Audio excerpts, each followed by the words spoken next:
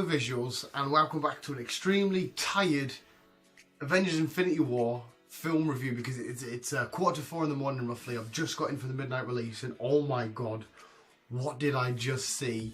Right, this film, right, if you watched my breakdown of like what I think is going to happen, I got one thing right, which is a flashback sequence. That was it. The whole film did not play out how I expected to, but the film was absolutely amazing. It was so brilliant and so beautiful and stunning on so many different levels. And there's not going to be any spoilers from me here today. We're just going to talk about what I thought of the film, how I think it went down, how if it was rolled, and everything about the film without spoiling anything. Because we all did have our theories and our predictions on who may go down and what may go down and what may happen. But oh my god, visuals. So many questions I need to ask, but let's talk about what the film did for me first. Okay, every single hero we got on this, and every single actor that portrayed the hero, just phenomenal, beautiful, amazing. Having the interaction and the conversations and the scenarios set up between characters that we haven't seen interact yet, such as Star-Lord and Iron Man and Doctor Strange and Spider-Man and Rocket Raccoon and Groot and Thor going off on their little quest. All of these interacted so well. So yeah, all the actors and actresses and the directing, everything gets a tick in the box. That was all beautiful. Beautiful is a new word. That was all beautiful and amazing. We knew that was going to be the case anyway, so yeah. Now this was definitely one of the more serious MCU films we've had, but there was so much comedic moments in it, like in so many other MCU films, and it didn't overshadow and it didn't stop the story and the development of as you're watching the film and the serious moments. I kind of played into it at times so well. You'll see what I mean. I will spoil this a little bit. There was one little scene which you've seen in the trailer where they're all fighting Thanos and stuff, and Star-Lord goes through one of Doctor Strange's portals and he's putting the middle finger up. So stuff like that was great during a really serious moment of having to fight with the Mad Titan himself. So yeah, ticking all the boxes on the comedic value and stuff. The story development was great. The story was absolutely fantastic and intriguing and didn't play out the way I mean, the overall story did, but the way they got there and stuff and how certain people met up did not play out at all how I thought. Which is great, so I was through a loop, which is fantastic. And I'm also going to be a little bit biased this because these are characters I've read for years, so I'm always going to say the film was absolutely amazing because I'm super invested, but wow, I got even more invested in this film so much. You really felt on level like you were at the front line with the Avengers trying to stop this threat of the Mad Titan Thanos. They did a really good job of doing that. Because as per usual, I was on the edge of my seat. And we go to loads of different locations. Obviously, Wakanda's in there, New York's in there. And it comes up with the bottom of the name of it. Scotland's in there, fair enough. We're going to go to Scotland, which was great to see. I like the way it showed you where certain groups of Avengers and teammates and characters were. So you knew where everything was. It was all nicely storied, planned out, how you do these little subplots to get to the main plot. It was fucking beautiful.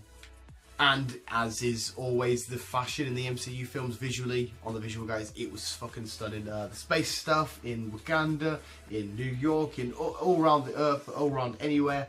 It was always beautiful to look at. The spaceships they used, the action sequences, the fight scenes, absolutely phenomenal. So they ticked all the boxes. This could be the greatest, not only MCU film I've ever watched, but maybe the greatest film. It was Spider-Man Homecoming because, again, biased personal reasons.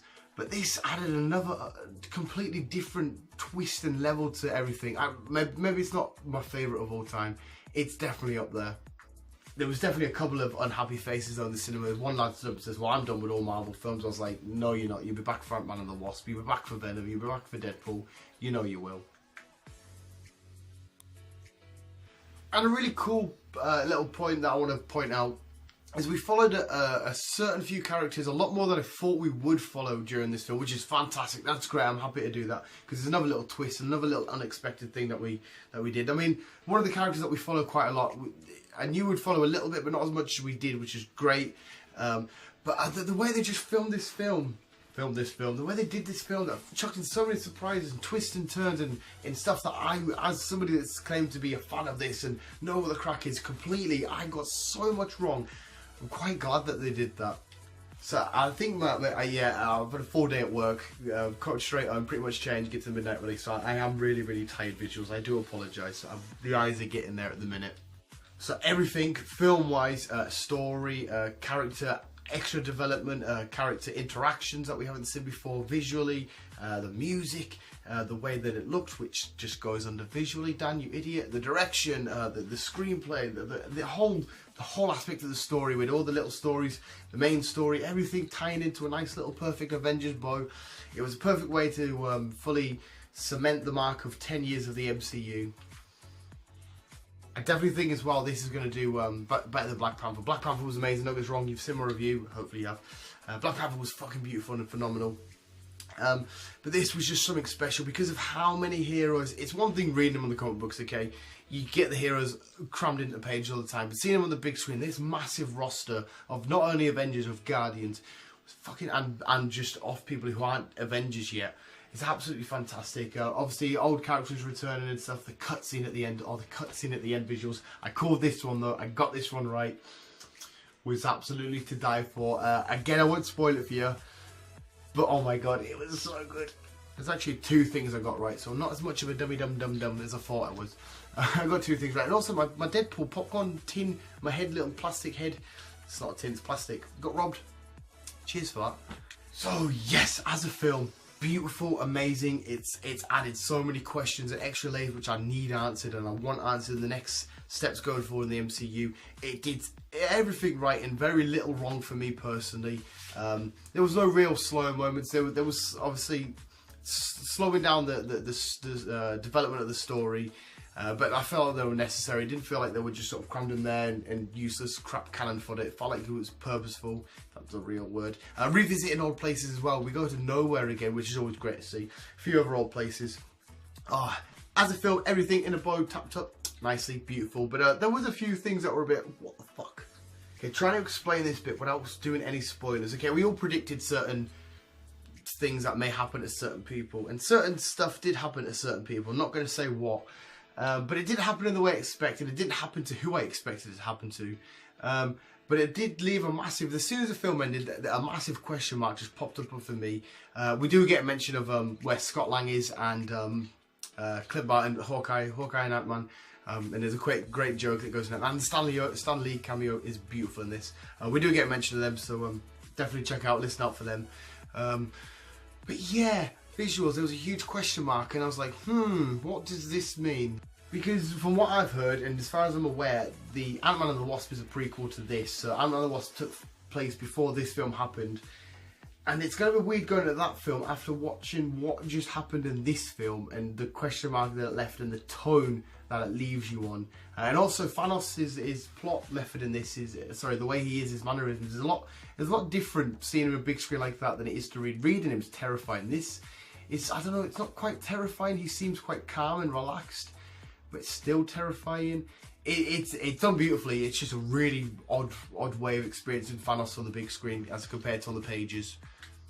So definitely go check this out. Definitely check this film out 100,000,010%. And yeah, the question marks, when you get to them, you should get to them and notice it just like I did and like Chris did and my other mate that come with us. They were there. I think I know how they're going to solve that, especially going into what the cutscene led on to.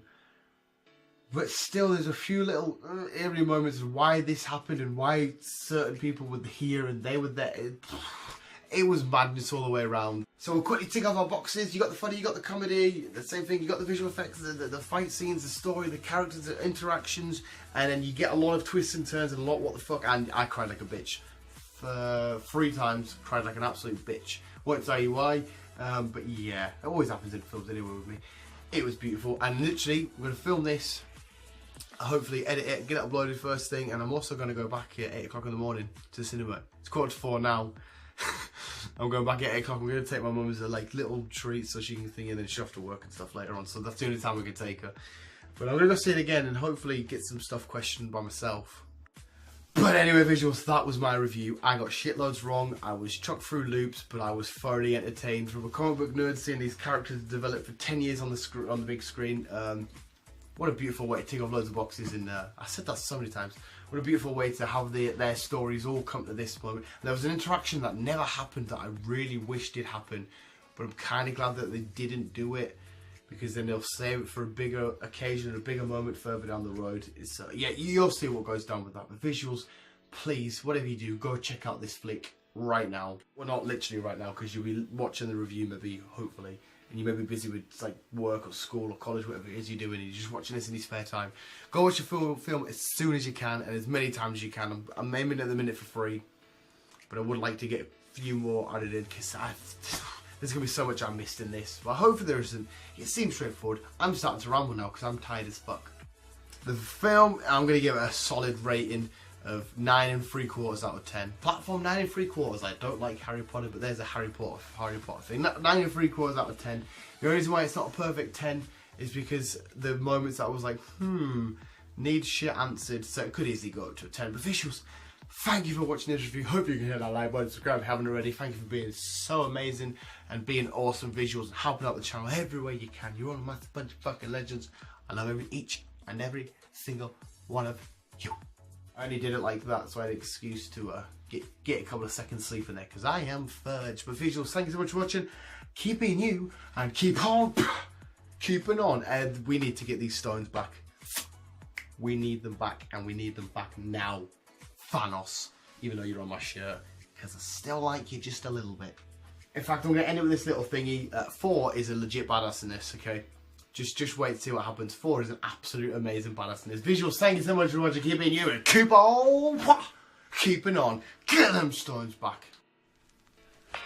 And if you like what you're seeing, guys, come and follow us on Instagram, Facebook, and Twitter. I hope you enjoy the videos and you keep watching them.